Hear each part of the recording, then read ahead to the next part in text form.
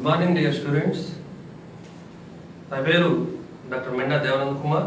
నేను తెలుగు అధ్యాపకునిగా డాక్టర్ లక్కిరెడ్డి హనుమిరెడ్డి ప్రభుత్వ డిగ్రీ కళాశాల మైలవరంలో పనిచేస్తున్నాను. ఈరోజు మీకు భాషోత్పత్తి వాదాలు, భాష ఏ విధంగా ఆవిర్భవించింది, దానిలో ఎన్ని రకాలైనటువంటి వాదాలు ఉన్నాయో మీకు వినిపించే ప్రయత్నం చేస్తాను. మీరు ఈ స్లైడ్ చూసినట్లయితే భాష ఆవశ్యకత, భాష ప్రయోజనాలు అంటే మనిషి ఆలోచిస్తూ ఉంటాడు, చూస్తూ ఉంటాడు, తాను విన్నవి కన్నవి వాటిలో మనసులో ఒక విధమైనటువంటి భావన అనేది మనుషులు ఉత్పత్తి అవుతూ ఉంటాయి.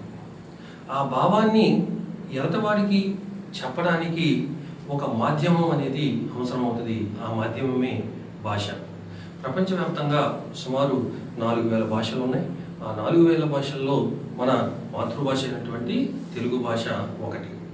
భాష యొక్క ప్రయోజనం ఏమిటంటే భావ వినిమయానికి ఉపయోగపడేది భాష అని చెప్పవచ్చు.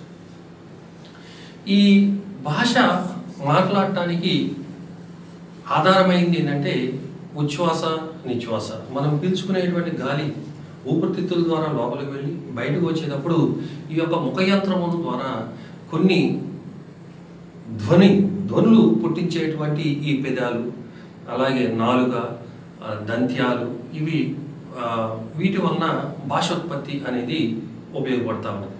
భాష వలన ప్రయోజనం ఏముంది అంటే సంతోషం కలిగిన, దుఃఖం కలిగిన మనం ఎదటివాడికి చెప్పుకోవడానికి, ఎదటివాడి యొక్క బాధను, సంతోషాన్ని మనం తెలుసుకోవడానికి ఈ భాష అనేది ఒక సాధనంగా ఉపయోగపడతా ఉంది. ఈ యొక్క భాషని ఏ విధంగా మనిషి సృష్టించుకున్నాడు అనే దానికి వివిధ రకాలైనటువంటి వాదనలు ఉన్నాయి. దాంట్లో మొదటి వాదం ఏంటంటే దైవదత్త వాదము. అంటే భగవంతుడే ఈ యొక్క భాషను సృష్టించాడు అని తెలిపేటువంటి వాదమే ఈ యొక్క దైవదత్త వాదం. ఎందుకంటే మానవుడు ఎక్కడి నుంచి వచ్చాడు, ఎక్కడికి వెళ్ళిపోతాడు అనేది ఎవరికి తెలియదు. ఇదంతా మిథ్య.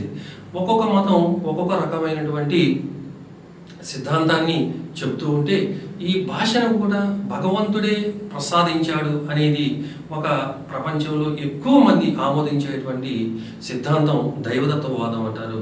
ఈ వాదాన్ని ట్రామ్ బెట్టి అని ఇటలీ భాషావేత్త బలపరచడం జరిగింది.